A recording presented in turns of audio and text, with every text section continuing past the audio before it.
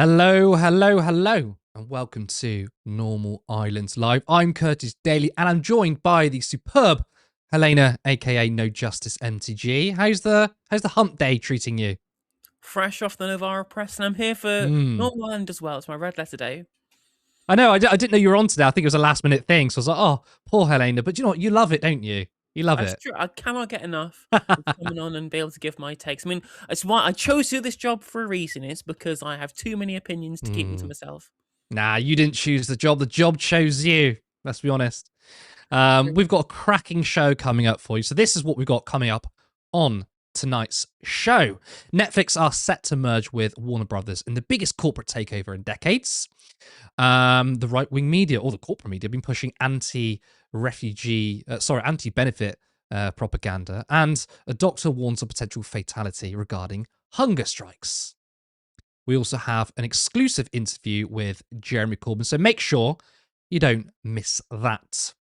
You can, of course, help us grow by visiting turnleftmedia.co.uk/support to help fund our work, or by becoming a YouTube member.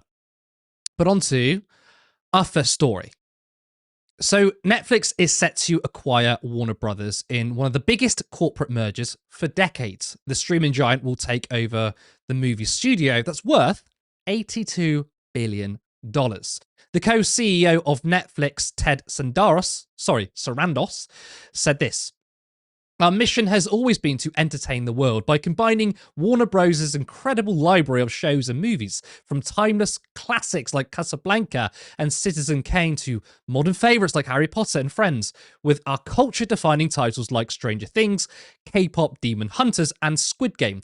We'll be able to do that even better. Together, we can give audiences more of what they love and help define the next century of storytelling."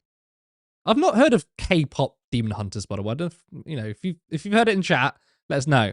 But I think we're all very skeptical of that claim. Now, despite Netflix acting like this is a done deal, problems have arisen.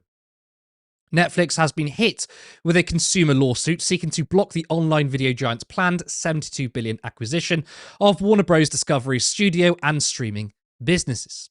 The proposed class action was filed on Monday by a subscriber to Warner Bros. Owned HBO Max, who said the proposed deal threatened to reduce competition in the US subscription video on demand markets. Some members of Congress have sharply questioned Netflix's proposal, which is expected to face significant US regulatory scrutiny under antitrust laws. Paramount has also announced that they are launching a hostile bid worth $108.4 billion. Paramount said on Monday that it was going straight to Warner Bros. Discovery shareholders with its cash offer for the entirety of the company, including its global networks segment, asking them to reject the deal with Netflix. But there's also a political element to this. US President Donald Trump has made clear he wants to be involved. President Donald Trump on Sunday said he would be involved in the decision over who ultimately buys WBD, setting off speculation about which buyer the president may favour, with the potential to influence the outcome through the Justice Department's antitrust powers. Paramount's David Ellison has long been seen as holding the antitrust edge, partly thanks to his father, Larry Ellison, the billionaire Oracle founder and Trump ally. That perception was reinforced after it emerged this week that the president's son-in-law, Jared Kushner, is among the financial backers for Paramount's bids. So Trump's friend's son owns Paramount. I mean, what more is there to be said? But whoever wins, we lose. This is, of course, the furthering of the market being monopolized, less choice and less competition. Now, one could say, well, this is good for the consumer when it comes to streaming. I mean, how many different subscriptions are there? You sign up to Netflix and you get a library of certain films and TV, but not others. You then have to subscribe to Amazon Prime or Apple TV to watch a different show. I mean, how many times have you seen a particular show you want to watch? I mean, I'm watching Pluribus right now. If you don't know what it is or you haven't watched it, I recommend you watch it, right?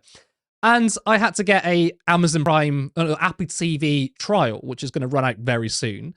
I wanted to watch Severance. I had to subscribe to Apple TV just for that show. So that's what, £12 a month for Apple TV, Amazon Prime, Netflix. It's getting so expensive. Now, if streaming giants and production companies merge, one could say surely there's more media in one place, potentially. But it ignores wider issues. Capitalists hate capitalism. They hate free markets and they hate competition. This is one of the big contradictions of capitalism. It cannibalizes itself. It monopolizes. Now, back in 1999, Sean Parker started Napster. It was the first file-sharing website known as peer-to-peer. People were freely sharing media. Users could download music for free. Now, what is the goal of competition and markets? A better product for as cheap as possible, right? Well, Napster did the ultimate thing. Content which was free. Now, in a free market society, that's fair game. And at the time, there were no rules against this. But agencies and production companies obviously didn't like this. So to protect their profits, they all did what they could to shut it down and lobby governments to make this illegal. Napster would just change. One of the iterations you might know is LimeWire. I'm sure we've all heard of it. I'm probably not going to say any more than that. But this is what is known as the rise and fall and rise again of pirating. All the legislation in the world couldn't stop pirating. The only way to kill it off, offer a better product. And Netflix did just that. Starting off with, I think it's £5 a month. It was an extremely cheap and it was a decent streaming service for what it was. And people flocked to that instead of pirating the industry. And the industry, of course, fell. Look, people are happy to pay for things, by the way. It's not just about paying nothing. People are happy to pay a small fee and do it the sort of legitimate way. But what led to the rise of pirating is happening again. Netflix and other services have made their products more expensive, and people don't think it's worth anything anymore. So pirating has become popular again. And it's not like Netflix offers a superior product. The quality, well, it's pretty terrible. I hook it up and I notice this looks really bad. It's not just that it is low resolution and low bit rate, it's just a bad looking stream. And I realize that there's a cheat code you could do on Netflix apparently where you Control-Shift-Alt-D. And when you hit Control-Shift-Alt-D, what you see is that you are actually getting a low bit rate 720p stream, even though you paid for 4K. So I'm just kind of curious here. I didn't really know anything about how this works, but like a part of my back of my head thought, I thought it was like a paranoid thought to have. Are they actually ruining the experience for somebody who's using a computer because they want you to use closed source platforms that give you more control? I'm like, there's no way they're that petty. No way. This must just be an old video that was recorded in low definition that they only have a low bitrate stream of, or maybe Netflix needs some more money, so they're overcharging people for the 4K ones, but sending them the 720p ones. There's no way that this is actually intentional. So I decided just out of curiosity that I am going to try it on the smart TV. So I set up a separate network for the smart TV that can only connect to Netflix. My girlfriend is sitting there on the couch while I'm doing this and kind of giggling, and I'm actually sitting there setting up a network that will only allow my television to connect to Netflix. I connect my television to the internet after spending 10 minutes going through every single thing in the settings to turn off every single ad thing in it, which, by the way, on a $3,000 LG OLED should be opt-in, not opt-out for tracking. FULG for doing that. I noticed that the stream looks like this now. So before it looked like this, and now it looks like this. This is not just higher resolution. This is not just the setting in the television because I ensured that the settings for the inputs were matched. This is a night and day difference between these two streams. So the choice is probably quite easy for a lot of people. Pirate films and TV and get it in 4K, not lossless quality, but indistinguishable quality, or pay for a streaming service that literally decreases the quality. But what's the biggest danger of this merger? Physical media is becoming obsolete. This is film director and the Directors Guild of America, Christopher Nolan, speaking out against this. Oppenheimer's been quite a ride for all of us. And now is the time we get to release our home version of the film that we've been working very hard on for months. I'm known for my love of theatrical and putting all our effort into that, but the truth is the way the film goes out in the home is equally important to me. And ever since really, I mean, The Dark Knight was one of the first films where we formatted the film specially for Blu-ray release because it was a new format at the time. And in the case of Oppenheimer, we put a lot of care and attention to the Blu-ray version, but also in particular the 4K UHD version. And in trying to translate the photography and sound that we formatted for the IMAX format on our 70mm releases, putting that into the digital realm for a version that you can buy and own at home and put on your shelf so no evil streaming service can come steal it from you so that it's lost forever. Cinema is dying, I worry. I mean, there's no better way of watching a film. Not only do we have the rise of streaming platforms, but those same platforms are producing movies. I mean, you can always tell when something's made by Netflix. The cinematography is fucking terrible. It's the same cardboard cutout actors. It's basically, was it Dwayne Johnson's always going to be. Look, I'm not trying to throw shade at him personally, but let's be honest.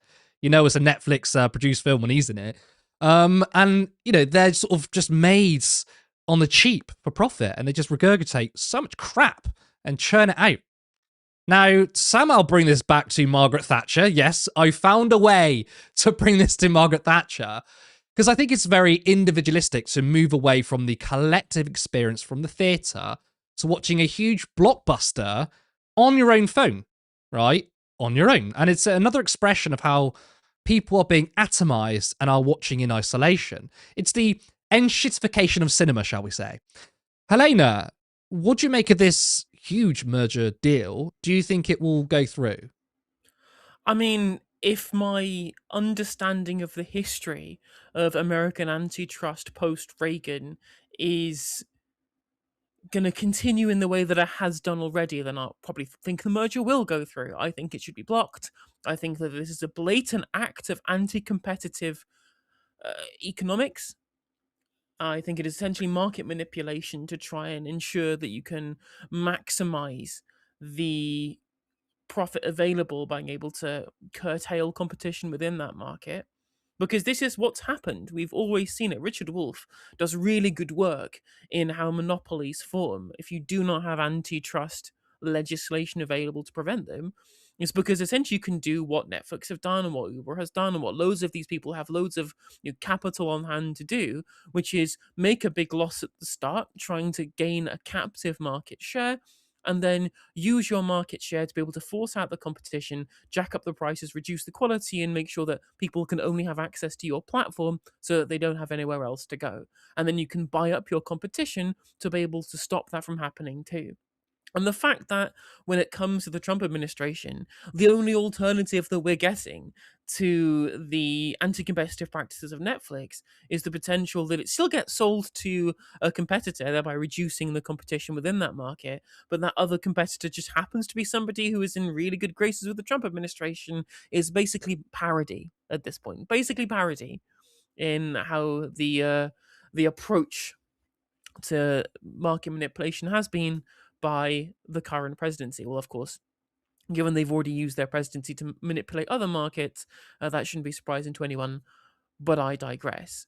And this is the issue. This is the issue, and I think we will see an increase in piracy again, because it doesn't matter whether or not it's all in one place when it comes to Netflix, or you are frustrated you have to pay for 1,000 different streaming services to get whichever one has had the exclusivity rights to certain things, or they're producing their own proprietary programming that's only available on their platform rather than broadly available from a production company and then sold to other distributors.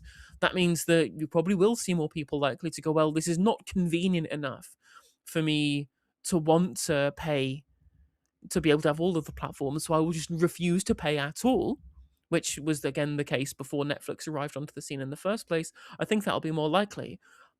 Just like every single time this seems to happen with these with this platform capitalism, I come back to my usual answer to all of these things, which is we should have a state broadcast service that is available for everybody, that has kind of unilateral access to these things to be able to undercut the fact that if you do have anti-competitive practices, unless you're just hyper-regulating all of them, the end user doesn't get the best experience here. Whereas if we were just having people who engaging in the production of media and these were going out to the open market rather than being gate-kept behind the streaming services themselves by having a streaming service that everyone has access to via the state. That'll probably be a better idea as far as I'm concerned. I did see someone say something quite funny. It's not state-owned, but someone said, yes, I think Netflix and all these other companies should all acquiesce and get together. And then we can all stream the same thing, and we're going to call it cable. And it's like reinventing the old thing. It's very interesting. Do you think I went too far when I invoked Thatcher, or do you think this is another example of neoliberalism? And I want to talk more about the cultural side. I mean, Christopher Nolan, he's a conservative in many ways. He's very conservative when it comes to film, and I like the fact that he's speaking out against streaming services. He's very conservative in the fact that you want to physically hold stuff. But he says, I would never watch a big sort of blockbuster film on a mobile phone. I wouldn't either. Do you think we can invoke neoliberalism on this and the sort of collective culture of going to the theatre or enjoying something, even though you're not speaking to anyone else, you're in the same room together, and now it's becoming atomized and you're watching maybe Oppenheimer on your tiny little phone? I mean, as someone who's not really a big expert in these kind of things, I don't really watch many films to say truth. Sorry if I'm going to offend all the films in chat. But like, when it comes to the atomization aspect, I mean, you can still use these streaming services to get everyone around in your house and watch things on your TV rather than, it's not like you're being forced to watch it on your phone. And I think that that's more of a symptomatic of other things in society rather than the medium itself being bad. But what I think neoliberalism has done, and I think you're right to point out, is the enshittification of the actual product itself. There's a really great video, actually, by Pillar of Garbage talking about the economics behind slop content. It's really, really interesting. I highly recommend people go and give it a watch. But the long and short of it is that Netflix have realized that a lot of people will just have Netflix on in the background while they're doing something else. And they have tailor-made the things that they create as originals for Netflix for people who aren't quite paying attention. So things that you would usually have described kind of visually, or there was some kind of subtext that would make people understand the reality of what is going on. It's dumbed down the medium where it has to be conveyed by the actual text, what people are saying in the video or in the film, so that people who are playing a video game on one monitor with some kind of film in the other one know what's going on without having to look to the other screen. This really interesting thing, because there was one very specific movie that topped the Netflix charts, and it was like a Netflix original slot movie that a load of people just had on in the background a lot of the time. And that's the kind of enshittification that I think that we're getting, where the changing in the way that we're scripting and creating these pieces of content is being optimized for something other than a very specific viewing experience, whether it's in the cinema or whether it's sitting down in your living room with your friends to watch it together as a group. Rather, it's just people just going content over and over and over again when they're sitting in their rooms. That's where the problem has started, and that's changing the way that these people script these movies, because the blockbusters are still happening. The high-level cinematic productions, those haven't really gone away, but they're having now to compete with a broader kind of slew, this inundation of slop that's taken over these platforms. And once you have a streaming platform where you want people to watch it, it's much cheaper for you to make your own content and boost that in your internal algorithm than it is to continue paying the rights to all these big blockbusters and get people watching your slop. It's just what Amazon do, having monopolized the online shopping ecosystem online. Rather than show the products that people have put on Amazon themselves, they will prioritize the Amazon products, like Amazon's basics products, at the top of the algorithm, so people buy from Amazon, which is better for their profits than if they're buying from somebody that's subcontracting through Amazon. The same is true of Spotify. Spotify have done this too, where they've monopolized the platform, although that's a little bit more competitive in music streaming. And rather than having to pay out for streams of other people's content, they have commissioned proprietary Spotify owned content and then prioritized it in the search algorithms, prioritized it in the playlists, so that they can pay out less to artists and keep it all in-house as well in the sake of profit. And it's hardly good music that Spotify is doing that with, but that's the material incentive behind these platforms. When you change the art from being done in the sake of art that then can make a profit on the other end, but being solely done to try and maximize profit margins, whether the art is good or not, well, that's where the problem comes in, I think. I mean, cinema and cinematography, it's beautiful, and there's so many ways in which you can convey something through the medium of, yes, dialogue, visually, or something that's not said, right? And I mean, I've heard that example before. Like, everything has been put into the dialogue because you're not paying attention. And now you're going to get slot fest. Like, I've just walked into a room and the room is all bright and colourful. And sometimes you don't need to say it, but that's the crazy world we live in, because you see it on, I see it on TikTok, where you've got mashed up videos, a video of content, and then of like a video game. And I'm not like knocking people to do that. I think I've seen you do it before, but like that's kind of what we're living in. You also mentioned Spotify, and I feel like that's a really good way to plug ourselves. We're now on Spotify. So if you prefer to listen to us via audio, then you can listen to us on the train or in the car. Then please go check us out. I think it's either Turn Left Media or Normal Island on Spotify. I did put the link in the Discord, so maybe someone can link it in the chat. But that was very good. I love films, so I could talk about this all night, but we've got another 2 stories to get through. So let's move on to our second story of the evening. A bricklayer by the name of Don Daniels has gone viral after moaning about benefit claimants, and we have a clip.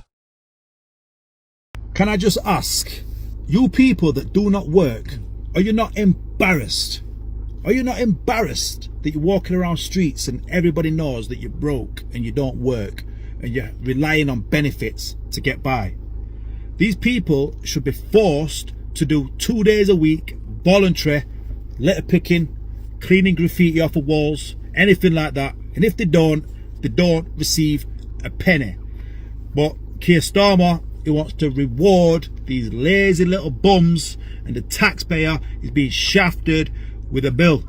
Now, I'm more than happy to contribute to pensioners. I'm more than happy to contribute to people unable to work. I might be in that position myself. I could have an accident and I might need the benefits. But I'm not happy contributing to these lazy little bums who wake up at 12 o'clock in the afternoon and don't do a thing with the day.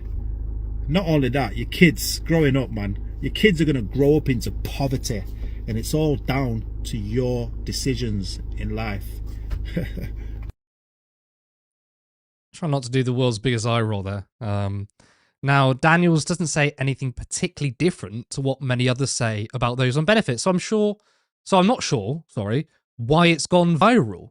Nevertheless, the corporate media have been pushing him hard. How long had you had this fundamental view that there are too many people who are simply claiming benefits because it's easier than going to work? Years. I believe everybody's felt the same for absolutely years. It's lazy. Britain in general, they're very lazy people. Have you ever been on benefits? I've needed it. I've had a car accident when I was younger and I needed the benefits. That's what it should be for, because I needed it at the time. So what would you... Straight back into work when I was able to. Susanna read the very funny caption that you put out alongside that picture of yourself looking heroic on the site. And then we saw you on TikTok. What would you say now to somebody who's on benefits who, in your opinion, could actually go to work? What message would you give them? I just want to motivate them to get to work. The things that you can do by going to work is unbelievable. Holidays, huge holidays to Thailand and Brazil and Australia. You can't do that when you're on benefits. You simply cannot.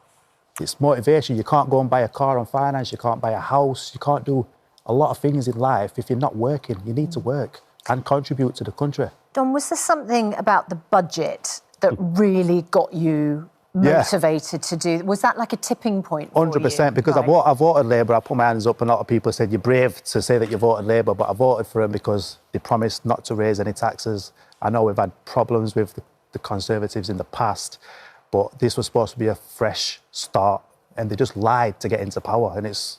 Wow. OK, so you are a Labour voter from the last general election. Yes. And now you feel like you've been lied to? Yes. Because of the tax increases? 100%. They've lied to get into power, and I think it's wrong. And when Kemi Badenoch, the leader of the Conservatives, who I know has invited you, hasn't she, for a meeting this week? That's correct. When she stood up in the House of Commons and said this is all about Benefit Street, people being paid to be on Benefit Street by people who are actually working. Did that resonate with you? It did, yes, 100%. So do you think that she could persuade you to vote Conservative again? I do like some of the policies she's bringing forward. I find it quite interesting that he said, I was told by people, you're very brave to admit that you vote Labour. And I think maybe that's the people he hangs around with, which is why he has these opinions. Because, I mean, usually it's the shy Tory, not the shy Labour voter. But this is manufacturing consent, right? We have a man who was attacking those on benefits, and the other panelist is a Conservative, by the way. So where's the balance? Now, we actually have another clip of Don Daniels, this time on LBC. They living a life of Riley that you envy or you are annoyed about paying for? Both, to be fair, because if I could stay at home and pull up to the job centre in a Mercedes Benz like a lot of people do, then I would. Is that what you see your friends doing?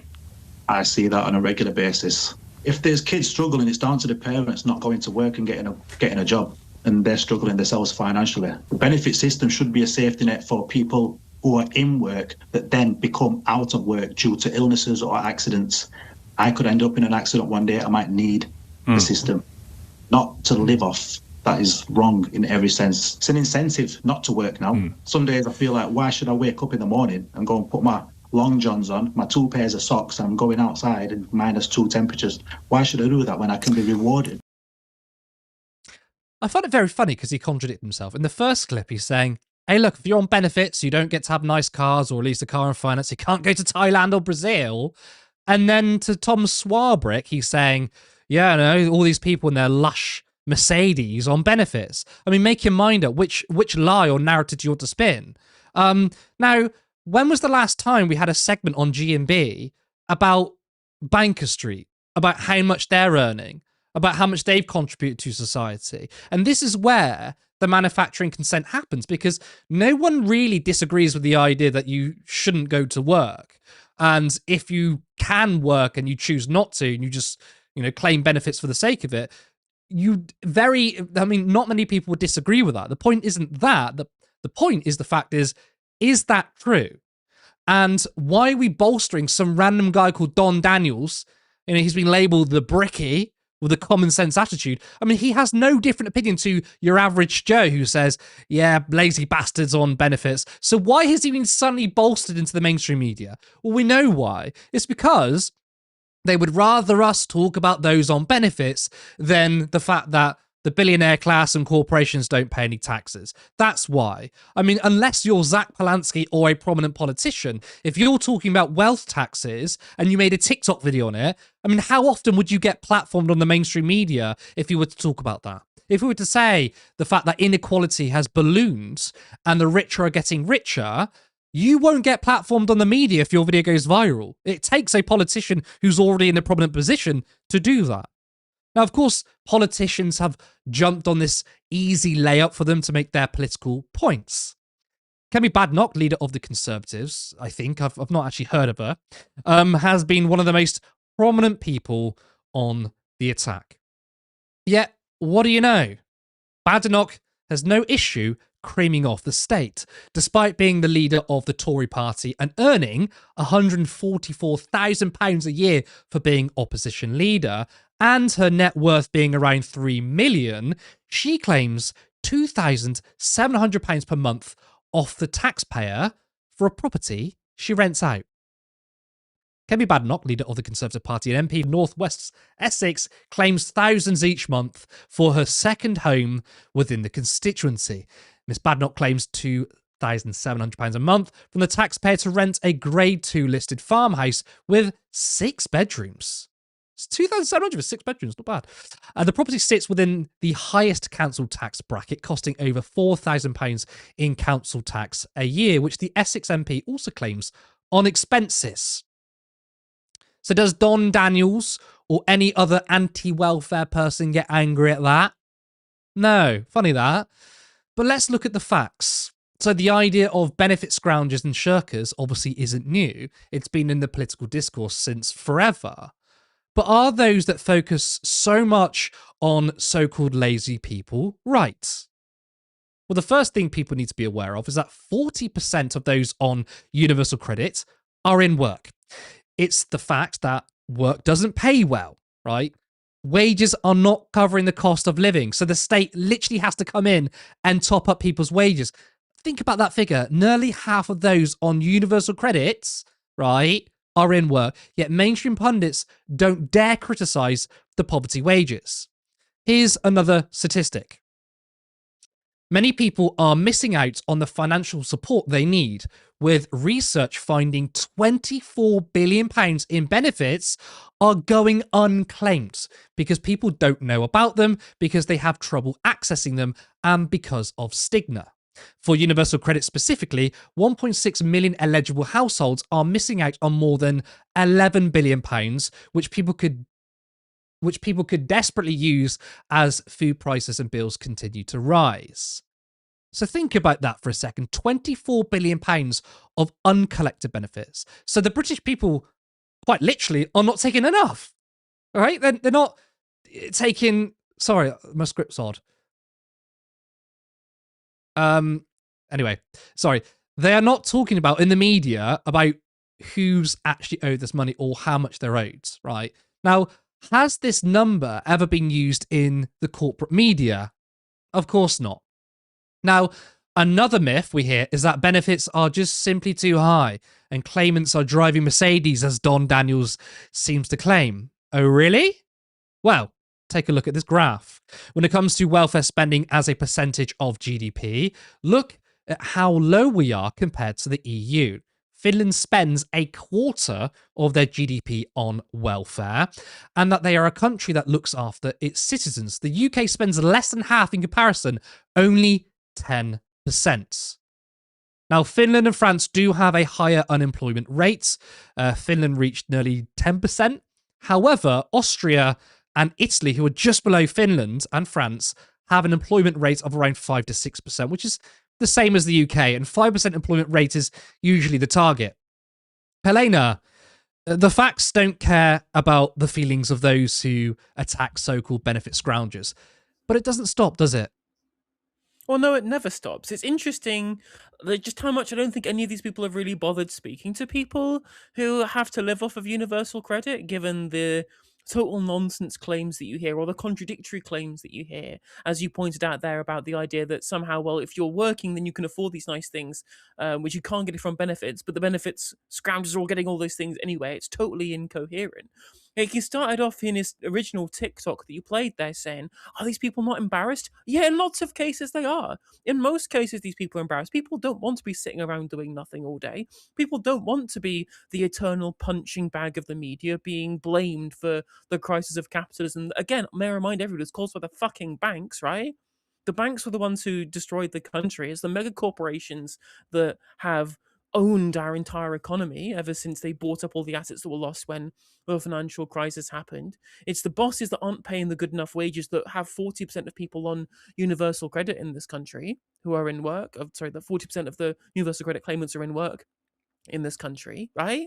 Like, those people are the ones to blame, and yet we constantly hear about benefits people. We constantly hear about people on benefits being the problem. Yeah, they are embarrassed about that. They are embarrassed about the fact that it's very difficult for them to get back into work, especially if they're long-term unemployed, because they're or difficult to employ, right? No, everyone's talking about them people going out and getting a job. No one's talking about the employers actually offering those positions available to people or wanting to take on people who've been long-term unemployed. That's also a difficulty as well. It's also worth pointing out as well, on top of this, outside of the kind of the moral or the ethical claims or the narratives that you get here, is just like the hard and fast economics of this. Because a lot of this comes from a perspective where people just don't know about the economic realities of why we have a welfare state in the first place, the point of the welfare state, and what happens if you cut back on the welfare state, right? So to answer the latter first, the reason why we have a welfare state is to ensure that people who are not employed have some level to which that they can sustain themselves. That's the basic reason for it. But what it also does is it acts as a floor with which that you push up wages for people who work as well. There is a reason why there is a correlation between the low pay in this country and the low welfare state in this country, is because employers know that they don't have to pay you anything at all above what they need to do so, because they're not exactly competing with a generous welfare state. The more generous you make the welfare state, the more that the employers have to compete with that welfare state for you to want to get a job with them. Basic fact of economics, right, is that if you cut welfare, that drives down wages, not just because they're competing less with the state, but also if you increase the number of people who move from long-term unemployment into job seeking, therefore workers are competing more with each other for those jobs. That's also a thing that happens, which also drives down wages. That's what called a supply side labor market measure. The second economic reality, which takes up to the first thing I put out in the first place of why people are unemployed, largely isn't because people just don't want to work. That's a very small cohort of people. What there is a fact in economics called the NIRU, or the non-accelerating inflation rate of unemployment, which is the lowest point that unemployment can get to without causing an inflationary spiral, right? You said before, people expect there to be unemployment around about 5%, which is basically where the UK unemployment has been for a good while now. It's been between like 4 and 5%. It still hasn't reached 5% under this government either, despite all the claims of huge amounts of unemployment in this country. And the reason why you have that is because labor markets create unemployment. Corporations and the capitalists do not want full employment, right? That's something Michal Kalecki has talked about plenty of times. There is a material incentive for corporations not to want full employment, so there is a reserve army of labor with which that people can compete against. If, for example, like this guy said, we should force these people into volunteer work, I'm not suggesting that at all. But if we had a job guarantee, a wage floor set by the state, by having the government be the employer of last resort, you can reduce unemployment and get closer to full unemployment whilst not having more competition for private jobs because you're having a wage floor via the state. That's something I support. I don't want to make it mandatory, like the Labour's new workfare plan that they've got going on. Something I wholly disagree with. It shouldn't be mandatory because, again, that would make it favourable to corporations rather than workers. But there should be a wage floor set by a government employer of last resort. Otherwise, you get into this position where you have mandated unemployment, and then instead of talking about how we fix the labour market, we talk about how we shit on these people to further favour the corporations as well.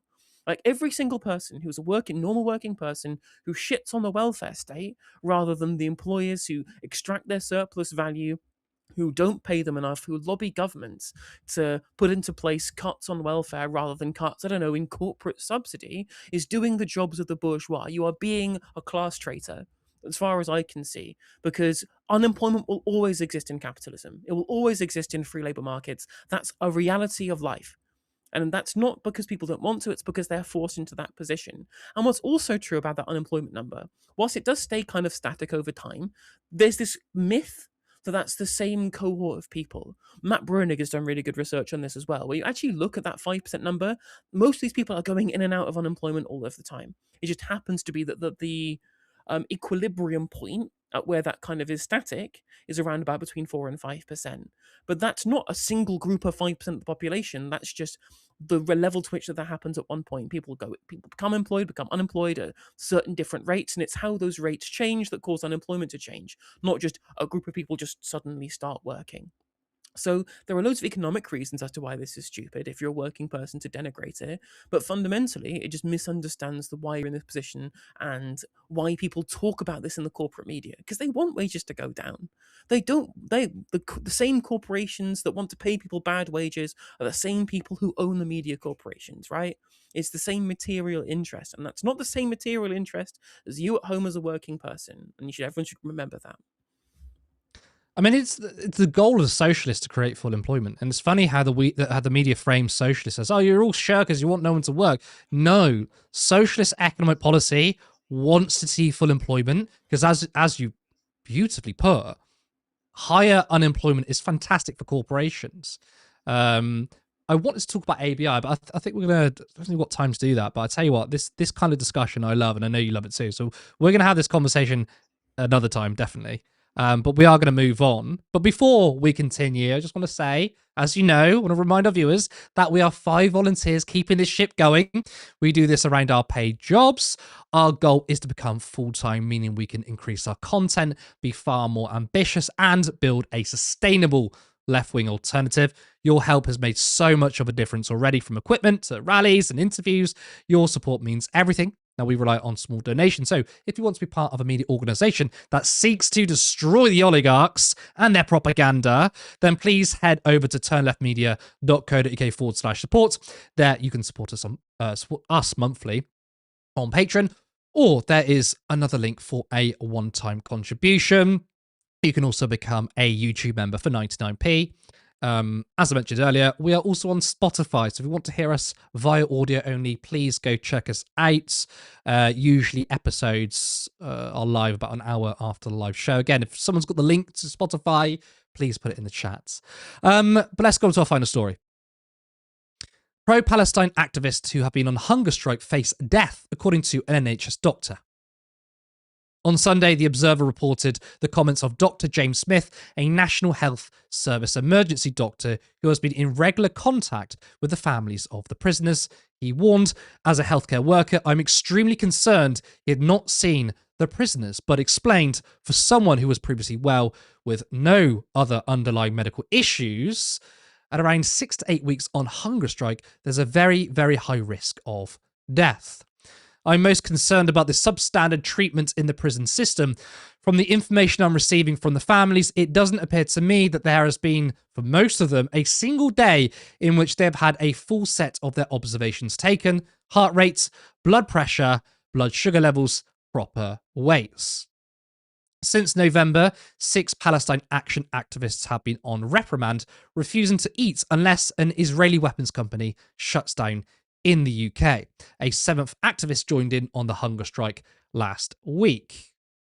The 7 are Kessa Zura, Amu Gib, John Sink, Heber Murazi, Tatua Hoxha, Cameron Ahmed, and Mohammed Umar Khalid. 5 of the 7 have only recently returned to prison from hospital, where they said they were handcuffed to officers throughout their stays. Prisoners have apparently been met with irregular abuse, and they won't face trial until January 2027. That's 14 months of being in reprimand. Now, astonishingly, David Lammy, the Secretary of State for Justice, apparently didn't know anything about the strikes. There's been 4 weeks of hunger strikes. Why have you said nothing? Why have you said nothing? My name is Helena. I am the sister of one of the hunger strikers. We have been waiting for you to respond and the Minister of Justice to respond. There's 7 hunger strikers in the UK right now. They have 5 demands. We've got the letter for you. We've been waiting for a response. I don't know anything about this. My brother is on now day 25. I'm really sorry, I don't know anything about this. I know. They wrote to you about October, end of October. Joanna has been written to as well, and the Minister of Justice. This hospitalised 5 of them. Come on, David, let's go. And they're like in the UK. These people are doing what you should be doing. They're trying to stop a genocide. They want fair trials. They want bail. They want Elbit shut down. They want the deportation of Palestine action, and they want to end the failed genocide. Really? He didn't know anything about it? Well, Islington North MP Jeremy Corbyn wrote to David Lammy on the 20th of November to talk about one of his constituents who engaged in the hunger strike. That's interesting. Now, earlier today, I caught up with Jeremy Corbyn to discuss the hunger strikes. Jeremy Corbyn, thank you so much for joining me today. Pleasure. Nice to see you. Good to see you. Now, for those who haven't heard about this, can you tell me what's going on in HMP Bronzefield? There's a number of people being held on remand there who are charged under terrorism legislation relating to the issues at RAF Bryce Norton when Palestine Action went on to the airfield. And they're being held on remand, but their trial date has not been set until January 2027, which is 14 months on from now.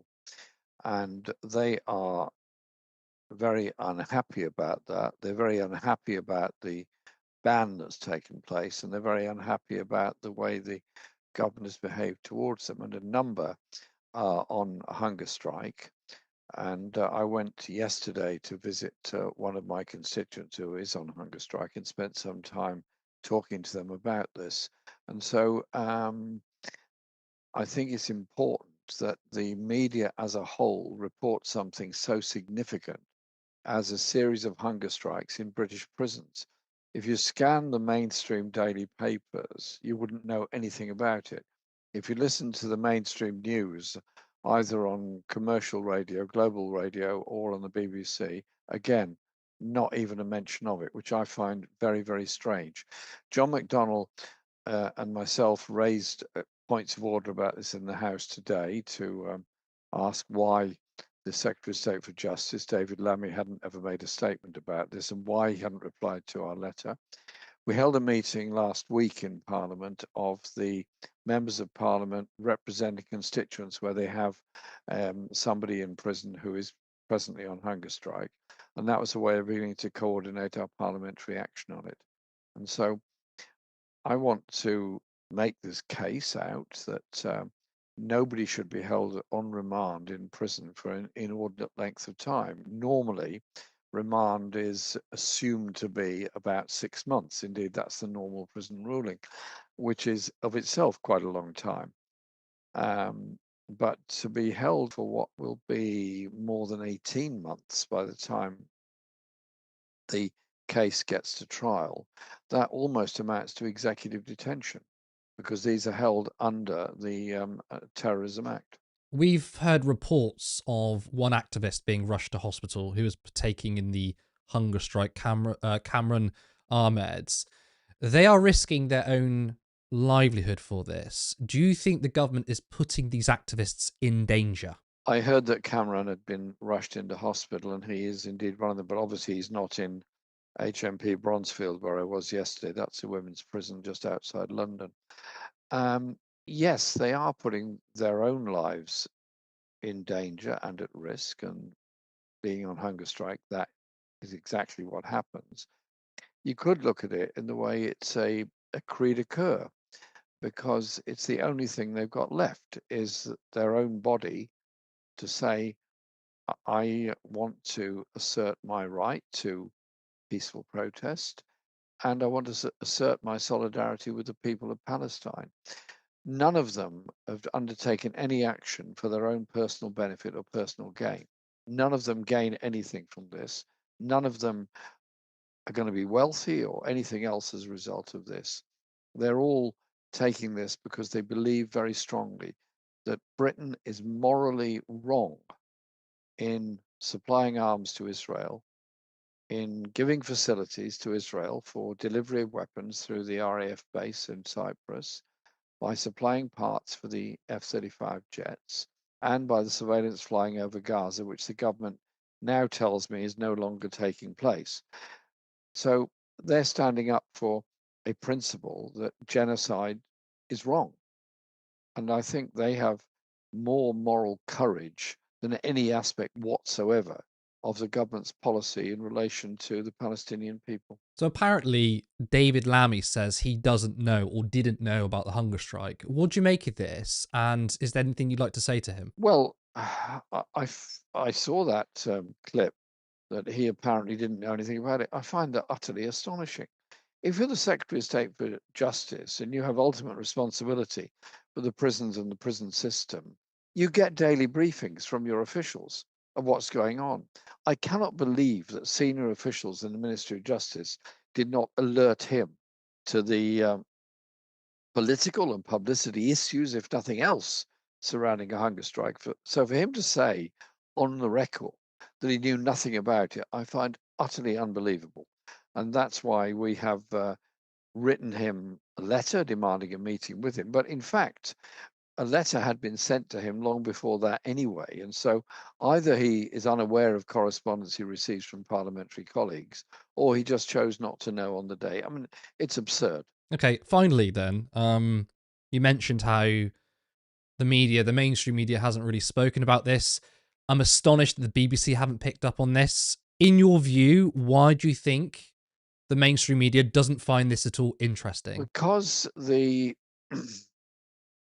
parliamentary vote on banning Palestine action was designed to have a suppressive effect on activists, on journalists. The huge number of arrests that have been made on what I actually believe to be acts of civil disobedience, not acts of terror by any stretch of the imagination, shows what the effect of this legislation is.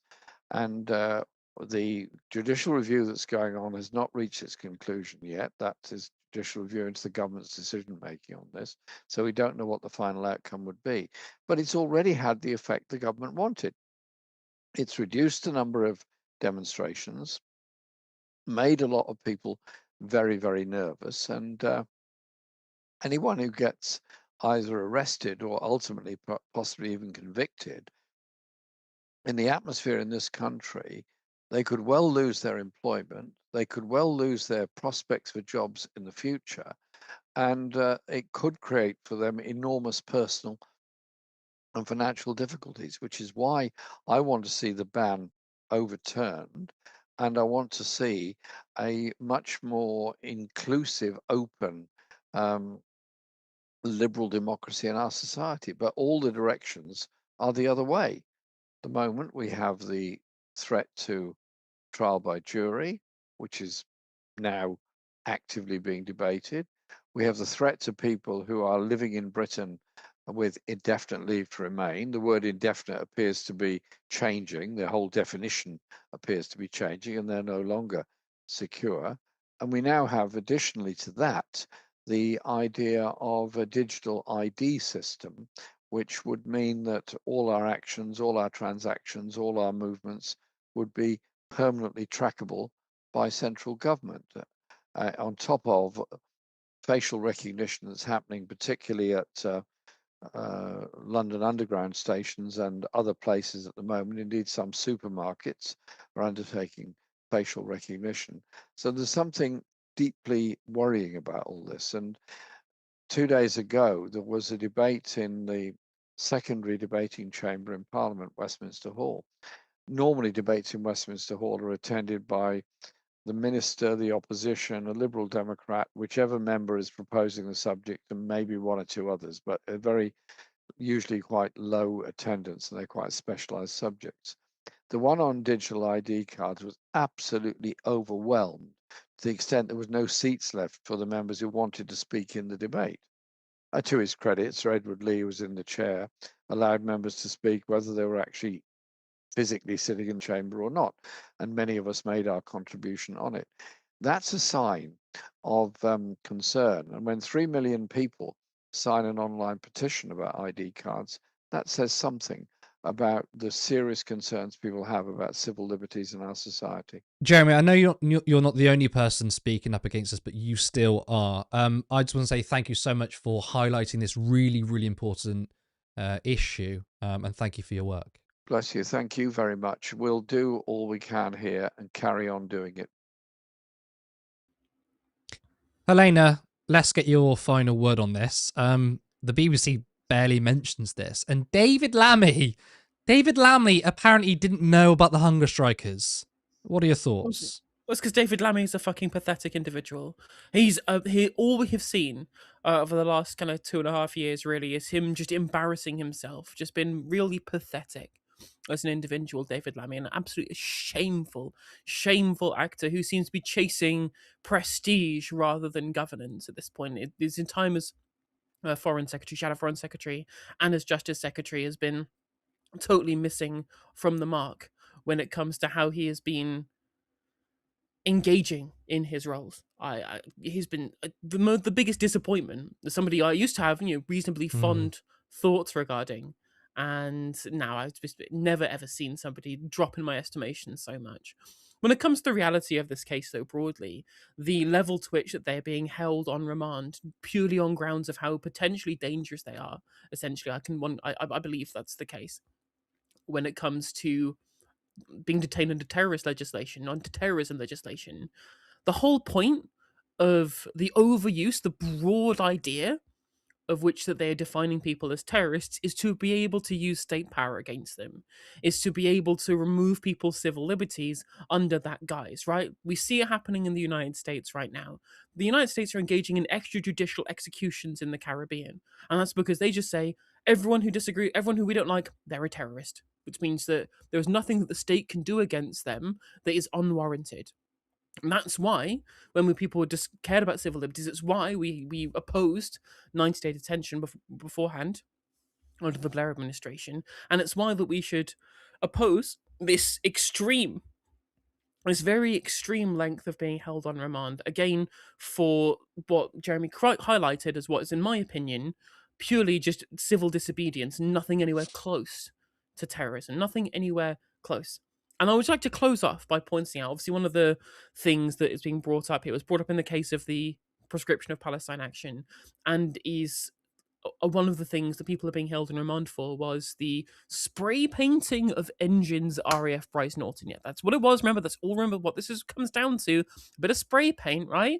Luke Pollard, a junior defense minister, was asked about this in the Commons and has confirmed that both of the engines that were spray painted are still in military service. And all that's happened to them is that their lifetime has been shortened a bit. And they haven't had to pay anything to replace them at time of recording. So the reality, of course, is that the justification for the ban in the first place was that it amounted to terrorism because of the amount of financial damage. Well, I'll tell you the amount of financial damage that the break-in at RAF Bryce Norton did. Fuck all. And yet here we are with people for that act being held on remand for 18 months and being forced through hell by this government. There is no justification for any of this, and David Lammy should hang his head in shame. It's funny. First of all, you're right. There's been no monetary value lost there. It's a complete lie. It's all this millions and millions of pounds. I mean, the intelligence services quite literally said to the government that they don't pose a threat. They're not violent. And of course, this is nothing to do with keeping people safe. It's about sending a message. I usually get like the hairs stand up on the back of my neck when something's inspires me, and I think something's so great. I get hairs stand up at the back of my neck when I talk about this in regards to the government, because the anger I feel is so strong that I get a feeling, I get that same shiver, and the hairs stand up because I'm so utterly disgusted.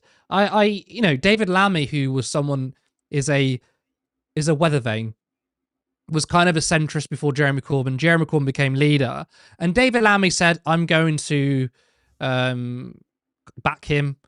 He talked about some quite radical things. He was speaking up against people of colour a lot in terms of austerity and inequality. And it was like, this guy sounds a lot better. Maybe he sounds more comfortable under Jeremy Corbyn. As soon as Jeremy Corbyn goes, it turns into one of the worst people in government. I am utterly sick of Keir Starmer, of this government, and David Lammy. And I don't want to say too much about that because it's just going to be sheer vitriol come out of me. Let's go to our comments, though, because I'm sure a lot of people might have something to say about David Lammy. Let's bring in Sarah, our producer. Yeah, there you go. There we go. Legend. Hey, hi everybody. Right. What a great show. I think it's always good to start off with the super chats. Thank you, Andrina118, for gifting 510 Left memberships. We're always so grateful for everyone's support. It definitely goes a long way and it means a lot. I hope I'm not quiet, by the way, so I am shouting. So if I'm shouting, just turn me down. Sound good in my ear. Okay, good. So, quite a few comments. I'll start off with the ones that make me laugh. It's just on this made me laugh. Sorry. Michael said, I caught up with Jeremy, all right, big shot, which I found quite funny. And then Terry said, David Clammy. That's quite a good one. I love the names that people do with people's names. It's hilarious. Yeah, I like it when they swap the first letter of their first name with the first letter of their surname. It's so fucking stupid, but I love it so much. That's called a spoonerism, by the way, when you do that. There's a term for it. Is that a spoonerism? Is that like a new internet term, or is it like an actual? No, it's an real term? term. Yeah, where you Spoonerism. So I've I learned love the something word. today. Even the word of that is so Yeah, funny. it's quite nice. Spoonerism. I'm actually going to take that and run with it and tell everyone about that, Helena. So they think it's my fact. I love Leave it. it down. Becca said he's a liar, a fraud, and a hypocrite, and that's on Lammy. I think The that's one being that nice, Becca. But yeah, you're Yeah. right. You're absolutely right with saying, but that's being nice about him. Yeah, he's a bit of a prick. But Mm. the one that got most people's backs up was the second story. Mhm. And it was kind of just the same sort Understandable. of sentiment. Secret Dance Move said it's the usual: blame the poorest, blame those on benefits, blame the immigrants, blame the Muslims. It's never blame the richest, most powerful in society who pay little to no tax. And the weirdest thing about society is that they punch down every single time. They're always punching down and not going up and looking at the things that we should be looking at, which is true, like the billionaires and the richest. Always the Then, case. yeah. Is that a beer? Shh, you caught me. I was drinking on the job, Curtis. Bloody hell. I'm not going to name drop them, but I know someone who appears on TV and will have a couple of pints before. He's like, oh, it helps out. And I'm like, I would never do that because I want to be sharp. He's like, nah, I do it. To be fair, there are members of our political class who have a couple of lines before going into the Commons. So, you know. True. No names mentioned, but I think No we all names- know who I'm talking about. Facts. And then then we got this comment, laugh my ass off, Kemi's desperate for relevance meeting with a builder from TikTok. It's so true. And then someone said, Yvonne, the majority of quote unquote benefits are paid to people in paid jobs earning shit pay. We are subsidizing poor employees. And that supports what you were saying, Curtis. Everyone was just really like, we had zero opposition in the chat. Everyone was just very much agreeing with everything. And then Emma kind of pointed out this hypocrisy because the guy was like, we need to force people to do voluntary things. And it reminds me of, I don't know if anyone's read Animal Farm, but Napoleon in that text says, I'm going to say that it's voluntary to work on Sundays, but if you don't, I'm going to cut your rations by half. And it's kind of like the same sort of thing that you don't really have a choice. He was advocating for like slavery in a way, you know. It's like you should do 2 days per week, which look, if we're in the future and we've dealt with inequality and public services are fantastic, then a 1 day duty to help clean up society is not a bad thing. But in today's neoliberal society, it's like, do your duty of doing shit paid work for some major corporation that pays you shit. It's not the same thing. But of course, yes, it's cruelty because it's saying like, well, you should earn for it, although you don't earn any money because it's voluntary, but it's not. It's like the workfare thing, as you were saying, Helena. Well, exactly. That's what the key thing is. It has to be voluntary rather than forced, and that depends whether or not that makes it a demand-side labour reform or a supply-side labour market reform.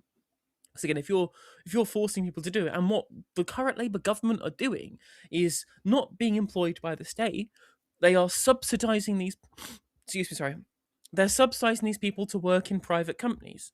So Pat McFadden was on Laura Koonsberg this weekend, and his point was we're going to pay 2/3 of the wages for these people who are on welfare to be given to private companies. Like just literally giving cheap, forced labour to the private sector. And one of the employers they said they were going to use it for was Severn Trent, private water companies that are literally pumping adult human shit into our waterways, right? That's the reality of what's happening. And it's because they know that the narratives are being pushed by the mainstream media that somehow this would be a good thing rather than, again, enforced work. So much for, Kerstin bringing in communism, right?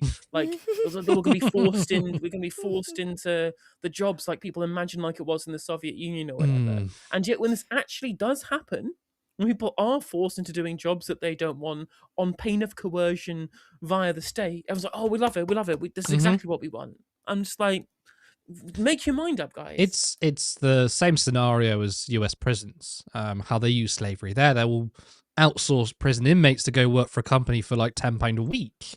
And the initial reaction from most people is like, good, you know, they're in prison, but are also contributing to society. But I think it might be difficult to argue against on the moral grounds. I think your material analysis, Helena, is the better one to say. So you're just happy with people being paid £10 an hour for a corporation so they can just make loads of money. Like it's just cheap labor. It's not a moral thing. But these companies and politicians don't make inmates work because it's part of their punishment. It's not a moral thing. It's the fact that they can provide cheap labor for corporations, and this is no different. And exactly, and as I said before, if you advocate for cuts to welfare, you're advocating for your own wages going down. It is the competition with the welfare state that creates the best wage floor in terms of how the labour market works. Like, it's what corporations want you to do to fight amongst yourselves, right? Like, it's the whole thing is that there is already a class war happening, but the rich are winning it because they're the only ones with class consciousness, you know? Yep. We have no class consciousness in this country. Guys, read some fucking Marx. No, actually, don't even read Marx. Go on YouTube and watch videos about Karl Marx, because it can be quite heavy, the text. Inaccessible, especially if it was written in the 1800s. Just go watch the most basic class analysis and tell your friends and family, somehow snooker them into it. I've been thinking about... There's a couple of... You definitely want to check out the work of Koletsky. Very highly recommended. And there's also a really good new book out about labour markets by Aaron Dragic Dubé. He's not really a Marxist. He's more of he's a labour economist, but he's done good work on minimum wages and the welfare state, and I highly recommend giving it a go. There you go. There's some recommendations in the chat there for you. Christmas is coming up early, so if you want to get some presents for people, to your right-wing friends or family, God forbid. you know. I don't want to be anywhere near them. Right, but to be fair, Christmas is always the time when a debate comes out, you know, because people do what you're doing, Curtis. Get the beers out. Hey, it's Christmas, eh? It's Grimbow. It's Christmas. It's Christmas. Sorry. Have you seen that video? Is that it's old Vine video? Someone's like in front of the tree. It's like it's Christmas. It's Christmas. Specs. It's not Doombar. I'm sorry. It's too beige, that beer. It's a coffee stout from Lidl. It's Christmas. It's really nice because it's really coffee. But don't go to Tesco because the Christmas trees aren't called Christmas trees anymore. Joking. The thing is, what's funny about this? They're called evergreen trees. I'm like, yes, they are describing the type of tree that it is, right? Yeah. They've not changed Christmas to evergreen. Literally. Yeah, because a Christmas tree is a Christmas tree when it's got the decorations on it. Before it's got the decorations on it, it's just a tree. So if you were to get a real tree, you don't go to like the forest. Or, I don't know. I've never got a real tree. I don't know where you cut them down from, right? But if you were to do that, you don't go, oh, that's a great Christmas tree. You go, no, that's a great tree. I'm going to turn it into a Christmas tree. So when something's called evergreen tree, it's not de-Christmasifying society. It's just saying this is a tree with no decorations on it. So it's not a Christmas tree yet. They don't get it. Fuck. They don't get it. They just want to put the Christ back in Christmas, yet put a tree up. It makes no sense. Anyway. It makes no sense.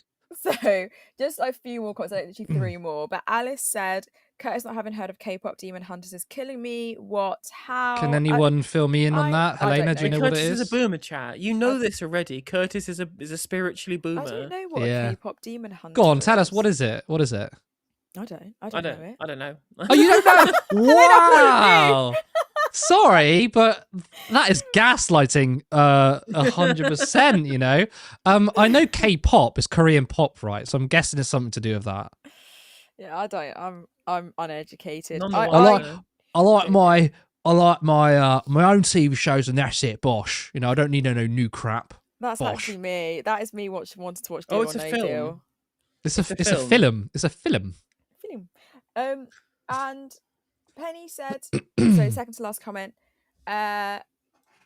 capitalism breeds monopoly, shocker, and this one, I feel like, I don't know, maybe this is something you want to talk about just quickly, but a lot of socialists say we're moving back to feudalism. I mean, that's the Varoufakis point, isn't it? You know, I mean, that's the rentier society that we have created because of neoliberalism, essentially, right? Like, markets function when they are regulated. Like, no one actually wants free markets other than hyper-capitalists. When people say they want free markets, they always mean regulated markets. I remember Dan Priestley, the Bell End guy. Oh, Dan fucking Priestley. He's always in my mentions now. Ever since I tweeted at him about saying that Gary Simpson fucking floored you. He's fucking my mentions. I hate that guy. Sorry. Carry on with the damn Priestley hate. He's not even like a real capitalist either. He made a fucking app, right? He describes himself as an entrepreneur accelerator, which bullshit. That's what that is. That's nonsense. That's meaningless garbage, right? You provide nothing of value to society, Dan. If you're watching, you are waste. You're human waste.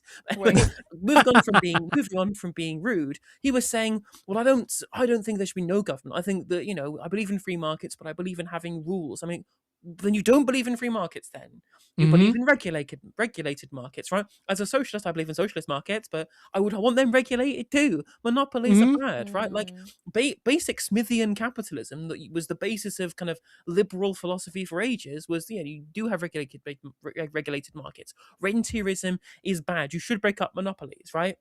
That was like the light hand of the government should play. And neoliberals came in and went, fuck that. Fuck all of that shit. Like, there was a guy called Robert Bork who lobbied the US government to remove all their antitrust legislation, and then all the things he said wouldn't happen, it all happened, right? like again, like markets have existed before capitalism and will exist after capitalism. Oh God, don't. I was gonna say, try talking about markets to fucking Reem Ibrahim, because she equates capitalism and markets, and it. Go on, carry on. Yeah, exactly. Like they will exist long after capitalism, and regardless of what mode of production is overseeing those markets, you will need to regulate them if you do not want to incentivize rentierism and monopoly. Because that's what we have now, right? We sold all the assets to people. I'm like, well, you look at the UK economy, which is just 3 financiers in a trench coat alongside a housing market and a retirement home. And people, well, why would you bother investing in a productive business when you can make far better returns off of just owning shit and extracting rents? And the same is true in most neoliberal economies. I was having a conversation the other day, and they said, well, renting out property is the best way of making money. I said, hold on, no, it's the easiest way of making money, right?